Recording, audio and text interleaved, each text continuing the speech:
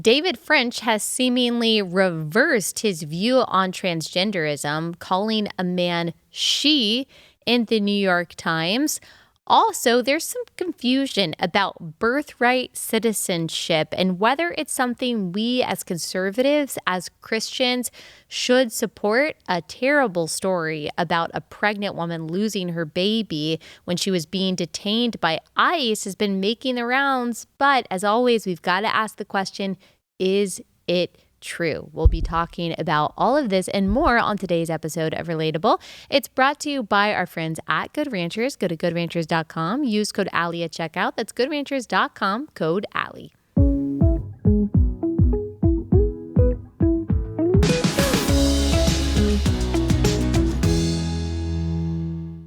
Hey guys, welcome to Relatable. Happy Monday. Hope everyone is having a wonderful week so far. A couple housekeeping things. Remember, this is the week that we start 3 times a week. If you need my full announcement and explanation for why we are going down to 3 times a week, you can go back and listen to Thursday's episode or watch Thursday's episode. So Monday, Wednesday, Friday will be the new schedule, but this Friday we won't have an episode because it will be July 4th. Yay! So excited. It's like one of my favorite days of the year, and I hope you guys have fun plans. This is the actual No King's Day. You remember that super lame protest from a couple weeks ago? The same people that were begging the government to force churches to close down and force us to mask our toddlers on airplanes are now pretending that they are against tyrants. You remember that silly demonstration? Actual No King's Day is July 4th, where we celebrate our country and the values that she is supposed to represent, the freedom that our Constitution guarantees. No matter what politician is in office, we can be thankful to God for these things and do our best in every sphere of our lives to preserve these principles. Also, we've got amazing merch that's out, y'all. I'm so excited. We partnered with Carly Jean Los Angeles for this new stuff. We've got t-shirts, plant seeds that bloom in eternity. That's what it says on the back. These are CJLA shirts. On the front is a little embroidered R for relatable with a little bouquet on the front too. We've got these 2 hats, and what you're seeing right now is not all of the color schemes that we have. You'll have to go to alliemerch.com to see all of that. We've got Raise a Respectful Ruckus on a crew neck sweatshirt. These sweatshirts are super thin. I love them. I wear them even in the summer because they're not giving you a whole lot of warmth. They're just a nice light layer. And then we've got the other one, the other crew neck that says self-love won't save you, but Jesus will. I think the picture does not do that crew neck justice. It looks a lot better in person. The front has the little embroidered R on both of those, the Raise a Respectful Ruckus, self-love won't save you, the little embroidered R on the dad hat, that's what that style is called, and then the trucker hat or the rope hat. It has the little relatable megaphone printed on the front. We've got a tote with the plant seeds that bloom in eternity design. And again, we've got different colors of all these things. I love them so much. I will be wearing one of these. I haven't decided which. I think on the show tomorrow. Go to Allie. No, tomorrow I have to wear my 4th of July gear that I have. But I will be wearing these at some point because I love them so much. We haven't had merch in a while, y'all. So go to alliemerch.com. Relatable, if you're listening to or watching, your wife wants relatable merch. She just does. So go to alliemerch.com. All right, it's Monday, so I'll just remind you that God's eternal plan of redemption is always going off without a hitch, and all you are responsible for doing at any given moment, whether you are changing a diaper, washing dishes, sending an email, or you are doing some big, bold act of courage and obedience and evangelism, is to do the next right thing in faith with excellence and for the glory of God. In faith with excellence and for the glory of God. That's all you can ever have the capacity to do, empowered by the Holy Spirit. It is a good life being a Christian because we get to trust God for all of our needs and to conform even the desires of our hearts into His desires, and He is going to take care of us. I read this line the other day in a devotional that said, trusting in God and His sovereignty means I am never the first one on the scene. And I just stopped as I read that. I'm never the first one on the scene. So no matter what room or space you enter, no matter what job you are about to do, whatever role you are about to fulfill, God has already been there. He is not restricted by linear time the way humans are. He is outside of time. He is sovereign over all of it, and He has arranged everything in your life to accomplish through and in you exactly what He wants to accomplish. That is a good life that Christians get to live. No matter what you are going through, He is going to complete your journey of sanctification because He is faithful to do that. All right. Today's a news episode. That's what format we're doing. It's News Monday, Theology Wednesday, Interview Friday. So we'll always have a little theology on Monday because we've got to. We've got to be reminded of who is in charge as we get into the craziness of what's going on in the world. And the craziness right now is in the pages of an outlet called The Dispatch. And it has to do with David French, whom we have spoken of many times. David French, if you don't know, a columnist for the New York Times. You might be thinking, well, yeah, David French is progressive then if he writes for the New York Times. And so, of course, you're going to have an issue with him. But you see, David French didn't always write for the New York Times. He wrote for National Review, and he has billed himself as a true principled conservative, a conservative of all conservatives, the most conservative, the conservativest, if you will, because he has stood against Donald Trump based on principle. And there have been times in my life when I've been pretty sympathetic to David French's position, when it seemed that he was critiquing Donald Trump from the right, when he was so conservative and so constitutional that he just couldn't get behind someone that he saw as an authoritarian, someone whose values didn't align with his biblical faith. But as time has gone on, he has gone the way of people like Russell Moore, that because, maybe not because of, but alongside of his disdain for Donald Trump, he has also become more progressive. And so I take his arguments against Donald Trump much less seriously. It's a lot more convincing for a conservative like me when you have a conservative case against Donald Trump and the Republican Party or the policies that he's putting in place. But when your argument is actually mushy, or when it's compromising, or when it's unbiblical, when it's progressive, then you're just not really someone that I can take seriously as like this principled conservative. I'm just like, yeah, you don't like Donald Trump because you're more liberal than conservatives. And of course you don't like his conservative policy because you're a progressive. And David French has become more progressive. And the most recent sign that we have seen of this is that he is now calling a man who recently decided to identify as a woman, she, when previously David French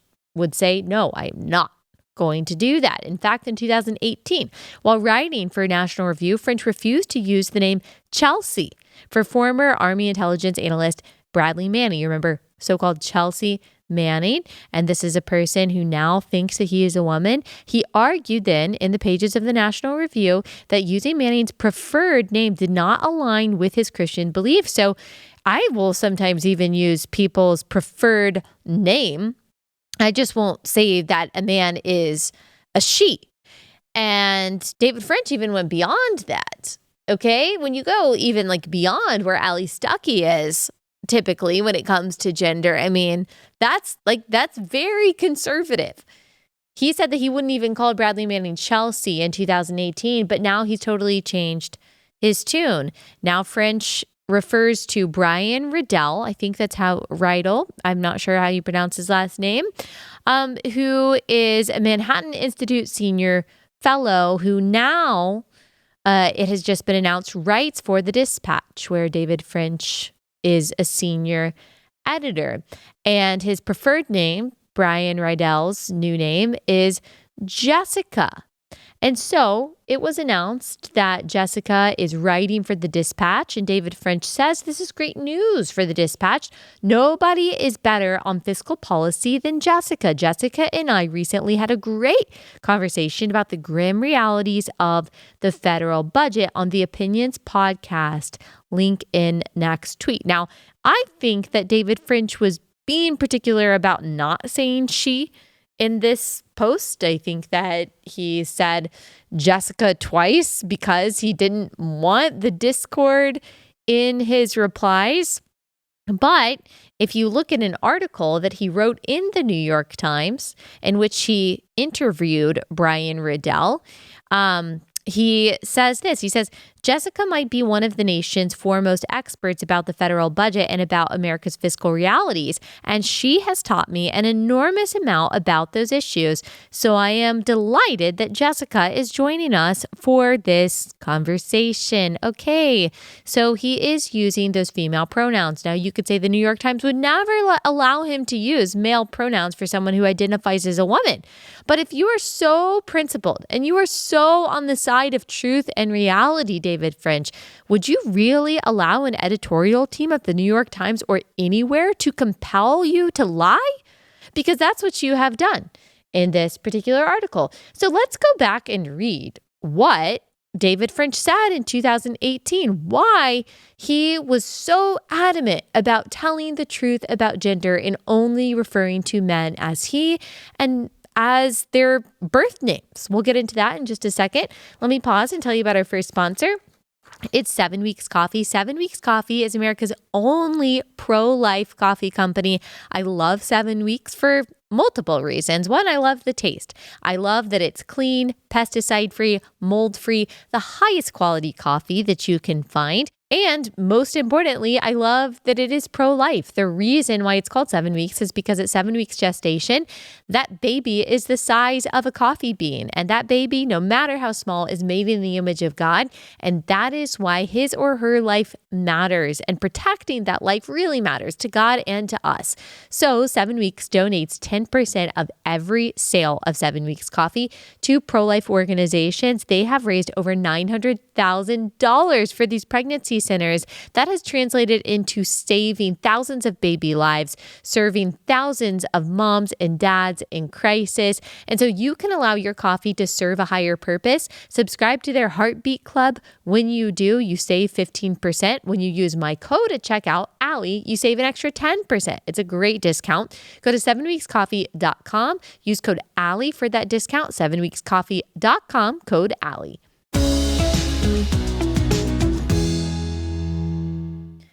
In 2018, when he was writing about Bradley/Chelsea Manning, the article was titled, "The Transgender Debate, Conservatives Cannot Compromise Truth." This was published on May 19th, 2018. He argued that conservatives must hold firm to the biological reality of sex and resist compromising on truth in the transgender debate. He said, "The transgender debate is not about tolerance, it's about truth. Conservatives cannot, must not compromise on the biological reality of sex, and they cannot pretend that surgically or chemically altering the body somehow changes that reality." He specifically addressed the case of Bradley Manning. He says, this is David French in 2018, just 7 short years ago, "I won't call Chelsea Manning she. It's not a matter of disrespect. It's a matter of truth. To use female pronouns is to endorse fiction, and I won't do it." The push to mandate pronoun usage, David French says, is a direct assault on free speech and religious liberty. When the state or culture demands that we lie with our words, it's not just a social norm, it's tyranny.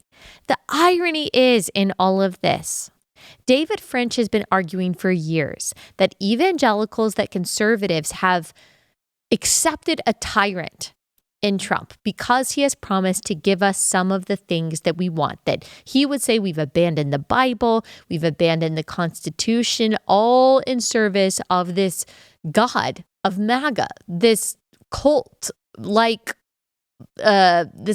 association with Donald Trump. And yet here he is submitting to what he has called tyranny by calling a man she. He is now writing fiction in the New York Times, either because his conscience has changed on this, and if so, let's hear it. Let's hear the facts that have changed, that have made you change your mind on this. His faith has changed. He doesn't believe that biological, physical reality actually trumps this inner spiritual voice that tells a person that they're not actually their biology. He doesn't care about God's authority, that God says in Genesis 1:27 that we are made male and female in his image. And he is simply submitting to the authoritarianism of the New York Times, which says, yeah, you have to lie. You have to affirm someone's stated identity no matter what reality says. David French often talks about how evangelicals have lost our credibility because we've compromised for Trump. David French has compromised the integrity of Christianity and biblical truth by lying in this way far more than any Trump voting evangelical ever has. Because at least those of us who have voted for Trump and are conservative Christians, at least we are honest about some of the issues that we have with Trump, but the stakes in each election that we are considering and the why behind voting for a policy platform on the Republican side that is better than the policy platform on the left side, without completely dismissing some of the moral issues that we have with Donald Trump personally. But we are still taking the Bible seriously. We just realized that no politician is going to be perfect. And we see the insanity, the debauchery, the depravity of left-wing policies, the disorder that is enshrined into left-wing policy platforms. And we say, yeah, I mean, Trump, even with his flaws, he's better. His platform is better. Okay, that's an honest position to take, even if you disagree with it. What is not the more honest position, what is the dishonest position, is to say that you are so principled, you are so moral, you are so much more righteous than everyone who voted for Donald Trump. You take your faith in the Bible so much more seriously. That's why you can't be pro-MAGA. And yet here you are compromising in a cowardly way that almost no Christian evangelical who voted for Trump would do. And that is lying for money, for power, or because you're a coward, or because you've compromised in a way that is completely unbiblical. And again, that is far more embarrassing for the faith that you proclaim, David French, than a Christian voting for Donald Trump. Okay? You have compromised your faith and abandoned what it means to be a Christian just as much as any January 6th that told them that God said that they should storm the Capitol. Yeah, hard pill to swallow. Let's learn a little bit more about Brian Riedl, this person who has been accepted in some right-wing circles, who is a grown man with 2 children and a wife, who has declared after many years living as the man that he is a woman. So Riedl's previous roles include chief economist to Senator Rob Portman, lead research fellow on federal budget and spending policy at the Heritage Foundation. It's Riedl. Okay, let me say that correctly. Brian Riedl. At the Heritage Foundation for a decade and director of budget and spending policy for Marco Rubio's 2016 presidential campaign. Those are some conservative bona fides right there. Heritage Foundation. In February of this year, he posted a coming out announcement on Substack titled, "Yes, My Name Has Changed."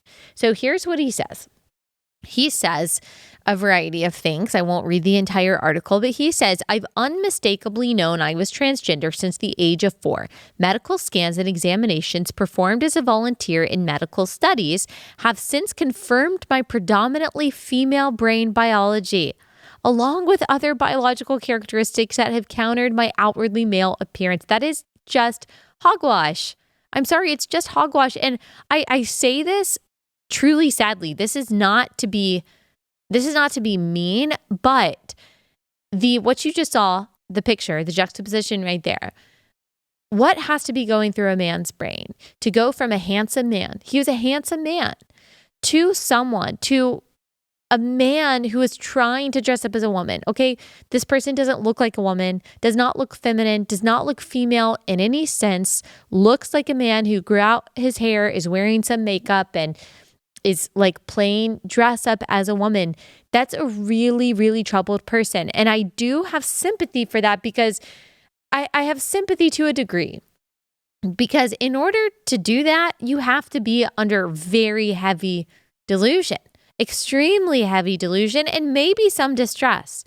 But what I don't believe is that this person has a female brain. I don't even think that that is real. Yes, men and women's brains are different. We function differently. That is based on a lot of things. It's based on gametes. It's based on our hormones. This kind of differentiation starts in the womb. It gets more pronounced throughout our lives, especially after puberty. But this is someone who grew into a male, was a male, but grew into a man and went through regular puberty. And when you look at specifically this claim that you can have a brain scan that shows that you have a female brain, the studies that claim to prove this are just completely bunk. And in fact, a fellow Manhattan Institute fellow, Colin Wright, we've had him on this podcast, and Manhattan Institute writer Christina Buttons published an article in March saying that these transgender medical scans are totally flawed. They said fatally flawed. And of course, that's ironic given that Brian is actually at the Manhattan Institute. So their article, Buttons and Wright, they argue this. They claim this in the article. The article states that the notion of a female brain in a male body or vice versa is not supported by current neuroscience. Studies claiming that transgender brains align more closely with their gender identity, so-called, often rely on small sample sizes, inconsistent methodologies, or binary classifiers that oversimplify complex brain data. Their article cites a 2022 study that found transgender women, so that's men who say that they're women, their brains were still closer to quote unquote cisgender men's than cisgender quote unquote women's, despite some shifts. And these findings are not conclusive proof of a female brain. Their article also points out that brain structure can be influenced by factors like cross-sex hormone therapy, which many studies fail to control for adequately. Of course, if you inject your brain with a bunch of estrogen or inject your body with a bunch of estrogen, that could have an effect on your brain. Still doesn't make you a woman. It doesn't make your body female. The article also highlights that these scan/studies fail to control for a major confounding variable, supposed sexual orientation. That's also, I say supposed because that's also kind of a misnomer. Many transgender, quote unquote, individuals in these studies identify as homosexual, and brain differences attributed to quote unquote gender identity may reflect these differences that are really associated with sexual orientation. And by the way, that's not me saying people are born with particular sexual propensity. They may or may not be. The Bible still remains clear that homosexuality is a sin. That's a different conversation that we're not having today. So, this idea that brain scans can prove that you have a female brain, that's just not true. And it's not possible. Now, it could be possible that someone has true gender dysphoria. Maybe Brian truly does have gender dysphoria where you have a persistent and insistent and consistent feeling that you were born in the wrong body. And that has to be such a distressing feeling. And we should have a lot of compassion for that. But the remedy for that is to help someone accept their biological reality, not to get them to reject their biological reality, to try to change their outward appearance and try to force everyone else to accept something that will never be true. That a man can become a woman or a woman can become a man. It's not possible to be born in the wrong body. All of us have different kinds of things wrong with our brain or wrong with our thinking or ways in which our thinking is incongruent with reality, but we don't try to bend reality to try to fit what our brain wrongly thinks. And yet this is a way in which people are trying to bend reality not only to how their brain thinks, or that's not only what they're trying to do, but they're trying to change law, trying to change language, trying to change how we see the reality of human beings. And I'm going to fight against that.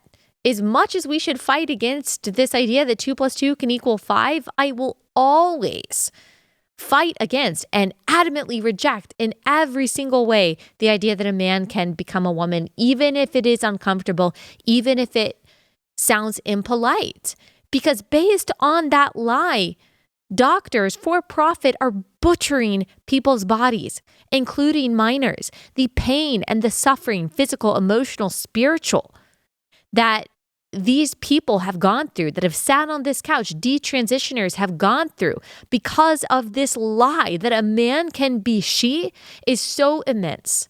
And if we believe in God and we believe in his authority and we believe that he is love and we believe that his way is better and we believe that telling the truth about people is the best thing that we can do for them because God is love and caring and compassionate and we know that he made them male and female, then the worst and cruelest thing that we can do to someone like Brian is lie to them. I won't do it. I simply won't do it. David French, by calling him she, is David French saying that he's nicer than God, that he knows better than God. And you don't, David. You don't. Brian's article says, to be clear, my wife and kids have known this side of me from the beginning, are 100% supportive and encourage me to take this step. This is news to the economic policy world, not to them. Nothing has changed at home. I don't believe you. I don't believe you. Your poor children, I think 2 daughters, I'm not sure. There are pictures circulating, online of his family, which of course we won't post, but you have 2 young children and you think that they accept this. They miss their dad. And this is sowing confusion in their lives and you are sacrificing their stability on the altar of your desire. And that is the height of selfishness. And David French knows that. And yet he's playing along with it. This is a tragic story. Conservatives, watch out. This kind of pernicious lie, destructive ideology is infiltrating your circles too. And you have to be willing to stand up and say 2 + 2 is 4. There is only male. There is only female. And go back, listen to, watch the episodes with Genevieve Gluck to know what is really underneath this trend of grown men starting to identify as women and girls. Read that chapter of Toxic Empathy. Have compassion for the true victims of gender ideology, the girls and women whose spaces and teams are being infiltrated by men and boys, the minors whose bodies are being castrated and chopped up for profit because they are confused and deceived about their gender, the children whose parents are going this way and they will have trauma and confusion for the rest of their lives because of this. Those are the victims to gender ideology. Allow your compassion to be directed toward them and it will give you the gumption to continue to tell the truth. In an age of confusion and cowardice, the clearest and the most courageous thing we can do is refuse to lie, David French. Refuse to lie. All right.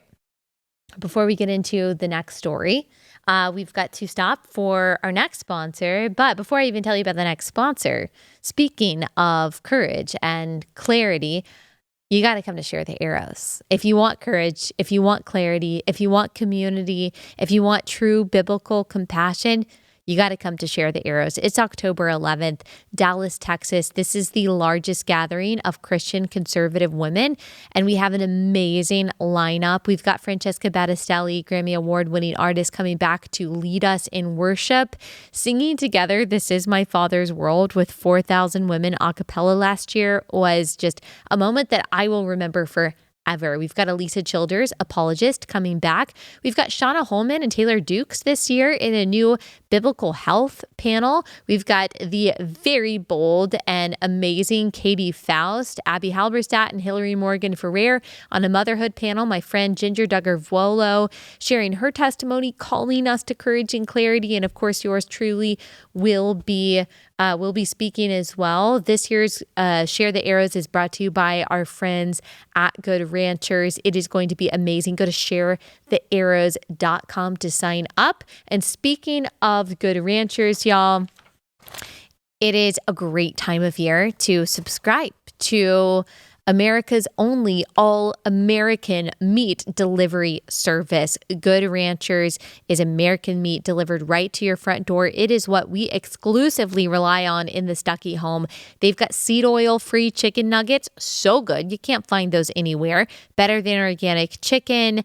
We love their chicken breasts. We eat them like multiple nights a week. I said every night, but that's not true because we also eat their steak and we also eat their ground beef. It's all so good. Having a freezer full of all-American meat, it just gives me peace of mind, makes my life easier. I never have to go to the grocery store and wonder Where is my meat from? What's the quality of my meat? Who am I supporting? Nope, I'm supporting a Christian family-owned business that supports only American farms and ranches. They even have seafood. Go ahead and subscribe. Make your life easier and support this American industry. If you go to goodranchers.com and use my code Allie, you get $40 off. Goodranchers.com, code Allie.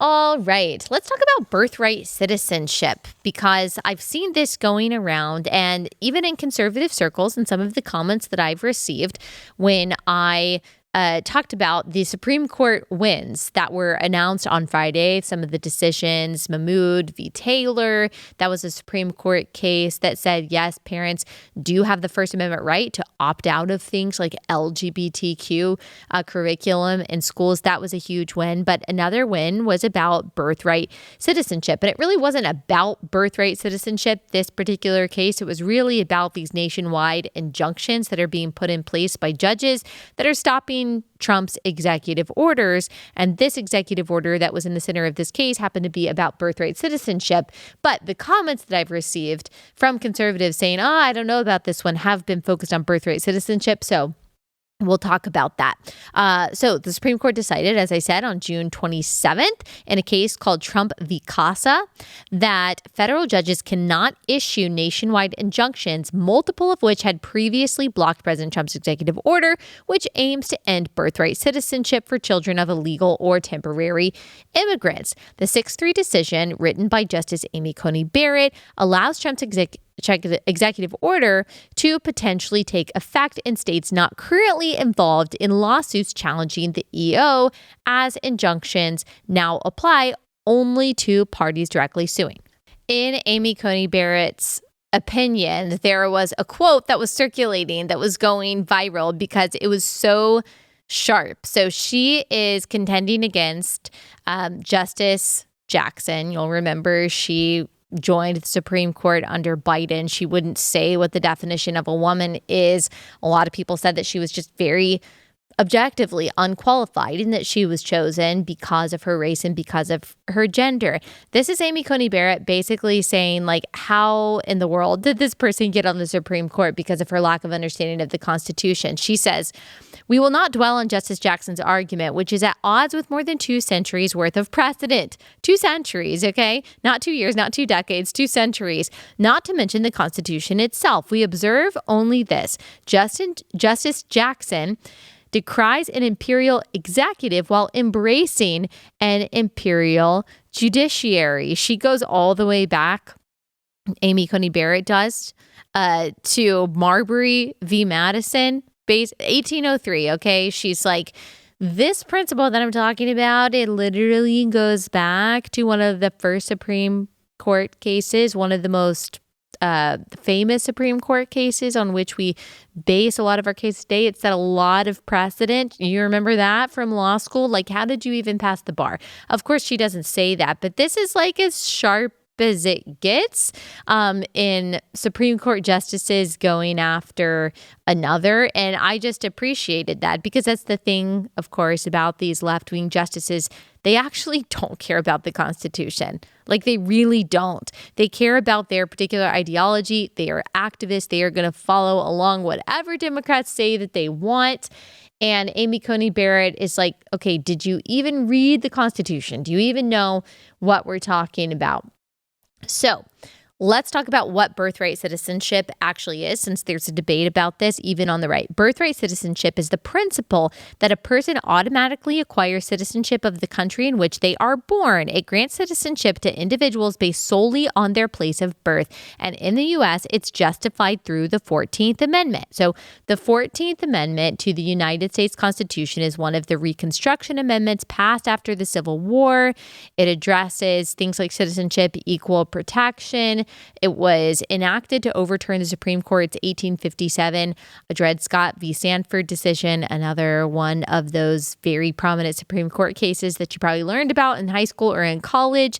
Text from the 14th Amendment says, all persons born or naturalized in the United States and subject to the jurisdiction thereof are citizens of the United States and of the state wherein they reside.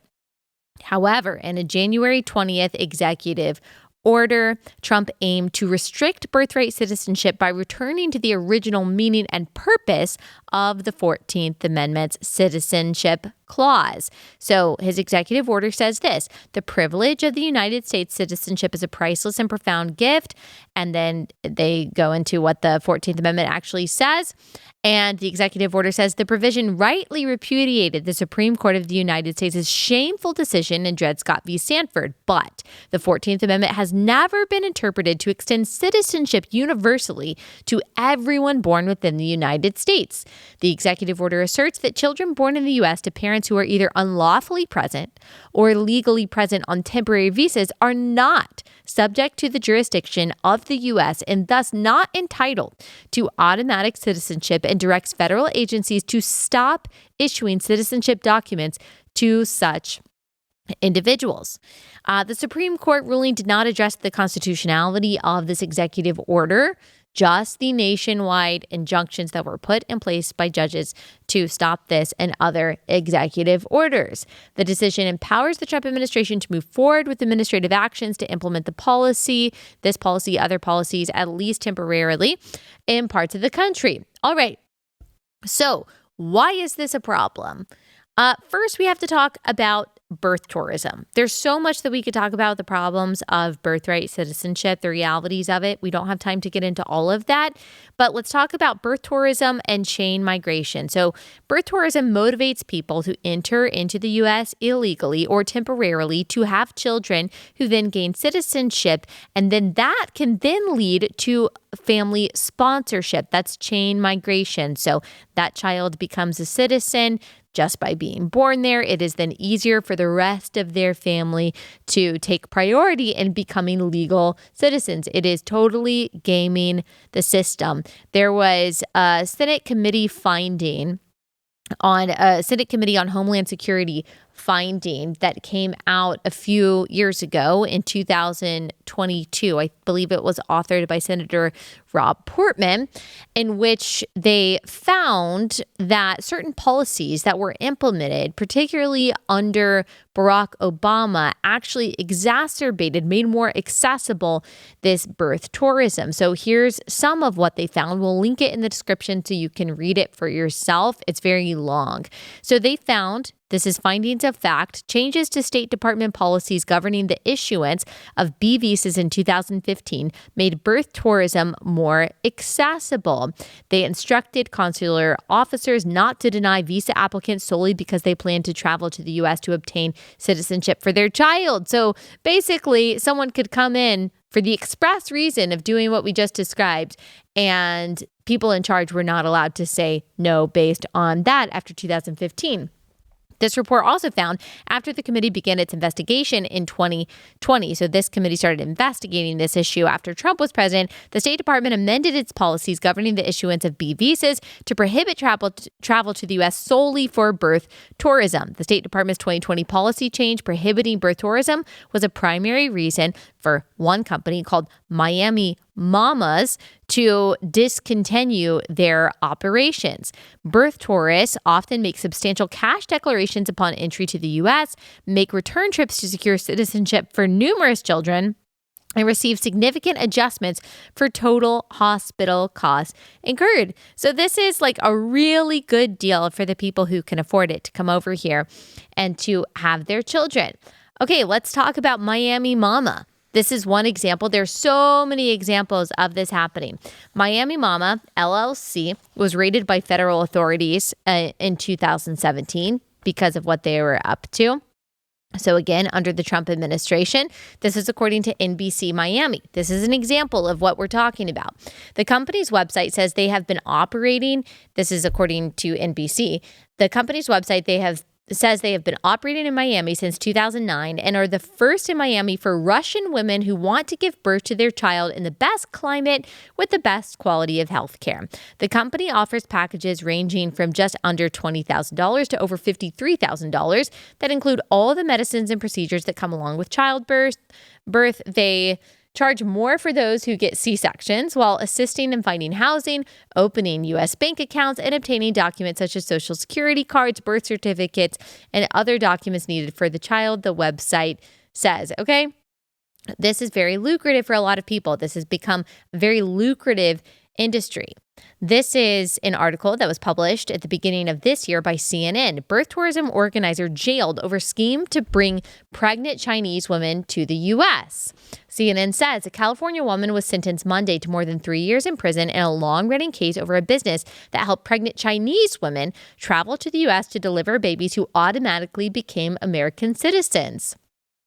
This woman, Phoebe Dong, was given a 41-month sentence and she was ordered immediately. She was taken into custody. And Dong and her husband were convicted in September of conspiracy and money laundering through their company, USA Happy Baby. Federal prosecutors sought more than a 5-year sentence for Dong and argued that she and her husband helped more than 100 pregnant Chinese women travel to the U.S. They they worked with others to coach women on how to trick customs officials by flying into airports believed to be more lax while wearing loose-fitting clothing to hide their pregnancies. Okay? For tens of thousands of dollars each, the defendant, there's typo in this article. Defendant helped her numerous customers deceive U.S. authorities and buy U.S. citizenship for their children. The U.S. Happy Baby case was part of a broader probe into businesses that helped Chinese women travel to give birth in California. The operator of another business is believed to have fled to China, while another was sentenced in 2019 to 10 months in prison. Okay, so this is already sketchy. Parts of this is already illegal, the birth tourism part. However, it hasn't mattered until the Trump administration is saying that it mattered when it comes to citizenship for the kids. Even if it was illegal, even if they were risking all of this, like their baby still gets the citizenship. They still may get the benefits of chain migration. So that's a huge issue that people are gaming the system. People are making money off of this, and they are getting all the benefits of citizenship when other people have been waiting in line for a very long time to get citizenship and do it the right way. There are many countries that do not have birthright citizenship. Most countries don't have the birthright citizenship that the United States has. And progressives are acting like, oh my gosh, this is so fascist. This is so horrible. This is so bigoted that we wouldn't have birthright citizenship. Okay. Most countries don't. I see some people saying, oh, this is so sad and bigoted and progressives are just so angry at this. This is fascist. Okay. Most countries don't have this. Most countries don't have this. And we'll get into that in a second. But let me pause and tell you about our next sponsor first. It's Carly Jean Los Angeles. Y'all, I am wearing some new CGLA clothes that I have. I've got this white blouse and I wore it to a speaking engagement just the other day. And a lot of y'all were asking me about this. If we can go to the wide shot, you can see my jeans. I'm obsessed with these jeans. These are my new favorite jeans. I love all of my denim from CGLA. They've got so much good stuff right now, y'all. Super cute. If you go to carlyjeanlosangeles.com and you use my code AllieB, you'll get 20% off your order. I mean, just get you some staples. Get you like 6 really good staples from CGLA. You will be able to wear them throughout the year, throughout different seasons of life, whether you're pregnant or postpartum or neither of those things. I still have CGLA stuff that I got 5 years ago that is still looking so fresh. I love Carly, her family. They're the real deal. And they're just great clothes. And plus their basics line all made in the US, which is awesome. Go to carlyjeanlosangeles.com. Use code AllieB. That's carlyjeanlosangeles.com. Code AllieB.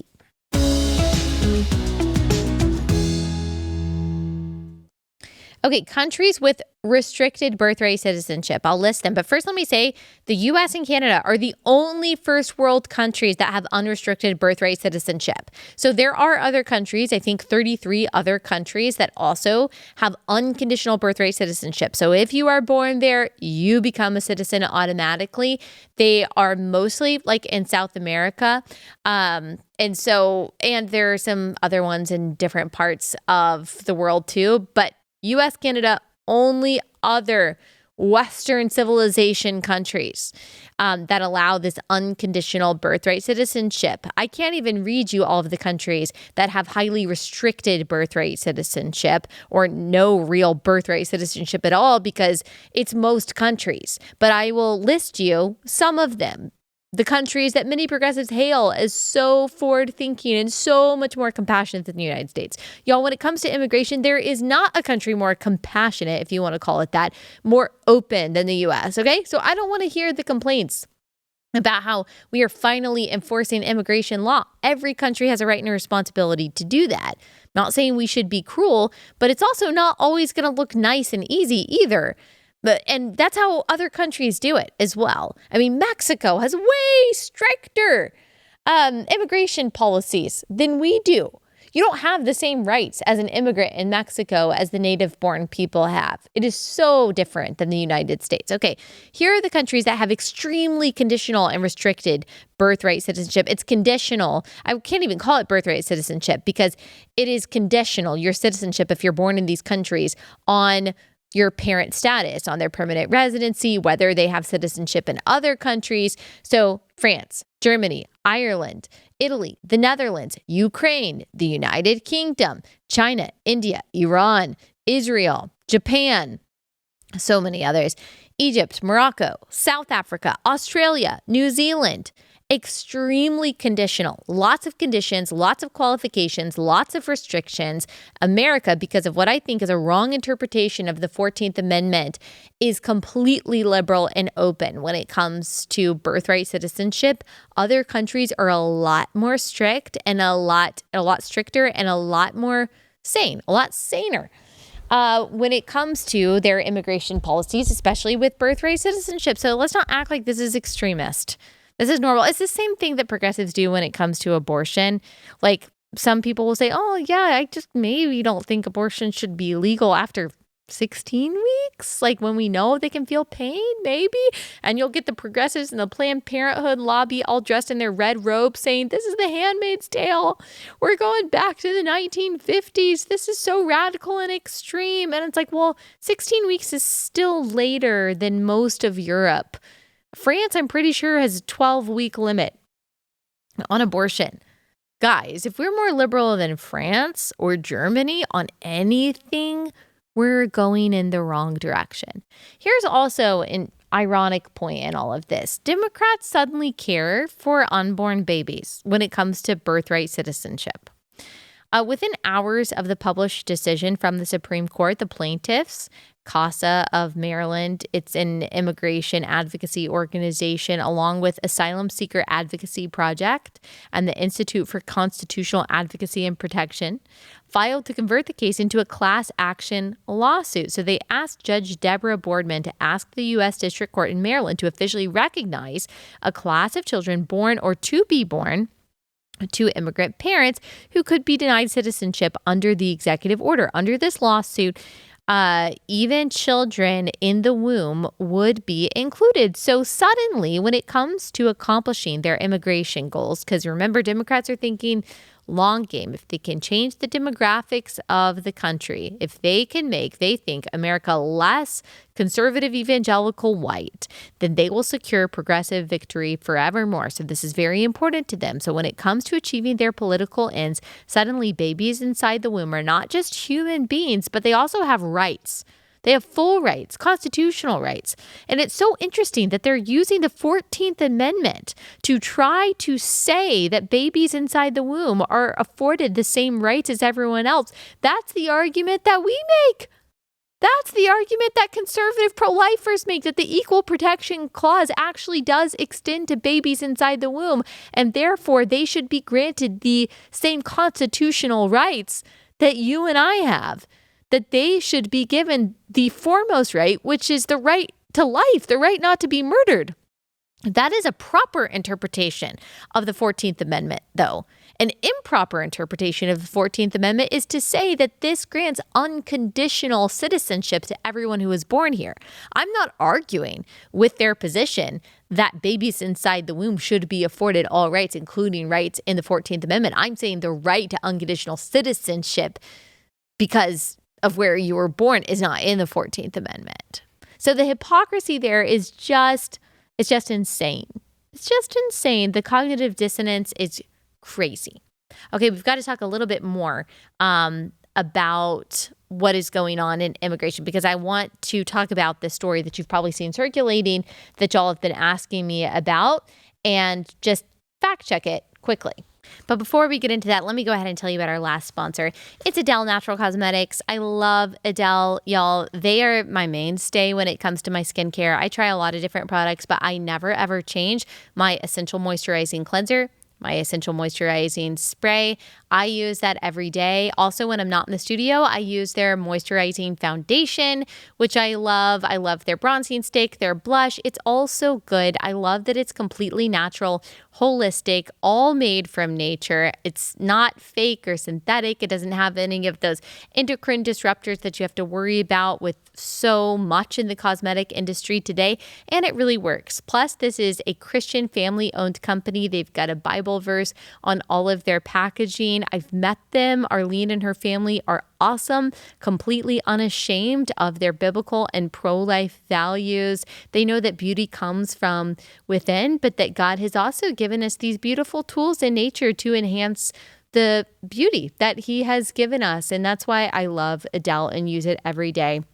Go to AdeleNaturalCosmetics.com.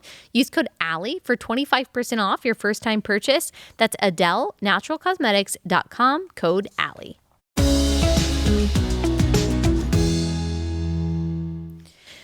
Okay, so here's the story that you've probably seen. A Guatemalan illegal alien named Iris Diana Monterroso Lemus came into the spotlight when the outlet Nashville Banner painted her as a victim of ICE mistreatment in a story published on May 27th. She was detained while pregnant. She lost her baby, according to the Banner, due to allegedly being denied medical care. The Department of Homeland Security, though, claims that this is a lie. Here's what the Nashville Banner said. After she was arrested by ICE, she ended up at the Richwood Correctional Center in Louisiana, where she asked for medical help for days, and she lost her midterm pregnancy. She said, they didn't give me medical attention nowhere, not in Louisiana, not in Alabama. I was in Alabama too, sleeping on the floor. She said she was given 12 pills to take daily, though the Banner was unable to independently verify this. She took them for 2 days before stopping, convinced something was wrong. I told them to just send me back to Guatemala because I was pregnant and I wasn't getting the medical attention I needed. I called ICE. I called and sent texts, but still nothing. They told me I had to wait for my flight. Can you imagine? We've got Representative Jayapal. She is a Democrat representative from Washington. She said, a pregnant woman lost her baby after ICE refused to give her prenatal care. She begged for help and was denied. She was fed food full of cockroaches. She was forced to sleep on the floor. This is absolutely disgusting, and we should all be outraged. Now, I will say, if that is true, it is disgusting, and we should be outraged. I would have absolutely no problem saying that, just because I support, in general, deportations, the sovereignty of our country, the enforcement of immigration law, which does include deportations. And that's the only way that we make sure that citizenship actually means something and counts. That doesn't mean that I am going to agree with every individual treatment of every single person. And because human beings are flawed, systems can be flawed as well. And they can be sinful and they can do wrong things. And so I would have no problem saying, this is horrifying. I'm so sorry that this happened, and we need to investigate to make sure that nothing like this happens again. We've got all kinds of posts saying this. This is Santa Ana updates. This has a ton of engagement on social media. Pregnant woman in ICE custody loses baby. We've got different Christian influencers who are talking about this, of course, questioning the validity, the integrity of the pro-life movement because we support deportations and don't have any problem with this. And of course, I think some people on the right will even see this as an opportunity to say, yeah, see, I have a problem with this, just to try to maintain some kind of middle of the road position. But whenever I see something from the left, I'm going to stop before I say anything, even if initially it does seem horrifying. I'm going to wait for more facts to come out. And there has been a counter narrative. I don't know for sure if what the DHS is saying is true, but here's what the Department of Homeland Security, Tricia McLaughlin, what she has to say. She says, absolutely false. This woman had full medical prenatal care. We have documentation to show it.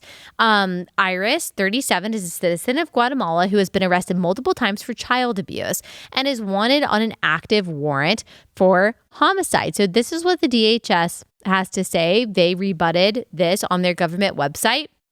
They say she received prenatal care, including an ultrasound, an OBGYN visit, dental care, and medication. She was also admitted to a hospital and saw multiple nurses. They said she received prenatal care, including a fetal Doppler ultrasound. As soon as she identified the distress on April 29th, ICE provided immediate medical assistance. DHS says ICE sent her to a hospital immediately to receive medical care. They say she was not required to sleep on the floor. She had a bed in her cell. They also say all ICE New Orleans detainees are provided appropriate dietitian-cleared menus daily per ICE performance-based national detention standards. We have no record of a grievance filed by a detainee because she said that she was mistreated and mocked by the guards. They say that she was arrested twice for child abuse and neglect with the Loudoun County Sheriff's Office. I don't understand why she's not in prison then, but she also has an active warrant for homicide in Guatemala. Yikes. Okay, so this is what DHS is saying. This is why she was being detained. This is why she was being deported, because she is a dangerous woman, according to the DHS. Now, you can say, well, I don't believe the DHS. It's just propaganda. We haven't seen the documentation that has been talked about, and maybe they can't because of privacy reasons. But I would just say, I would warn you before you latch on to a story that is meant to grab onto your heart and pull your empathy in the direction of progressive policy, to ask yourself, but is this true? And typically it's wise just to wait, just to see, okay, is this story actually right? Or is there something that they're not telling us here? And it seems to me like there are at least some a countervailing set of facts here. I don't know what's true. I do believe that all people, no matter their immigrant status, should be treated with dignity, should be treated with care, especially unborn children, that all these people are made in the image of God and they should be treated with respect. But that doesn't mean that they shouldn't be detained and they shouldn't be deported, because if they are here illegally, they should. And I am for any dignified and kinder way that we can do that. If the left would like to give me some policy suggestions, then I am totally willing to hear them out. But if the suggestion is we shouldn't be detaining and deporting people at all, then I just can't get on board with that. I can't get on board with that, and we're not going to be able to have a good conversation about it. Okay, final thing. I just want to play you one thing. A BBC presenter, Martine Croxall, she went viral after she was brave enough to do this on air. Sat one. London School of Hygiene and Tropical Medicine has released research which says that nearly 600 heat-related deaths are expected in the UK. Malcolm Mystery, who was involved in the research, says that the aged, pregnant people, women, and those with pre-existing health conditions need to take precautions. So she kind of rolled her eyes there. She said, women. And this was published by Pink News, which is a pro-LGBTQ outlet, and all of the comments were so mad at her. I'm sure she's received a lot of heat for that. She posted a huge thank you to everyone who has chosen to follow me. And so far, I don't think that she's been punished for that, but just be praying for her. Give her a high five on social media if you can. It's Maxine Cruxall, or sorry, I said Maxine, it's Martine. Martine BBC is her handle on X. And just that small act of not lying, of refusing to tell a lie and insisting on telling the truth, that means a lot. That gives a lot of people courage. So high five to you, Martine. Keep going. That brings it full circle. If there's nothing else that you can do today to advance the truth, which there's always something, but one of the bravest things you can do is refuse to lie. All right, that's all we've got time for today. We'll be back here on Wednesday.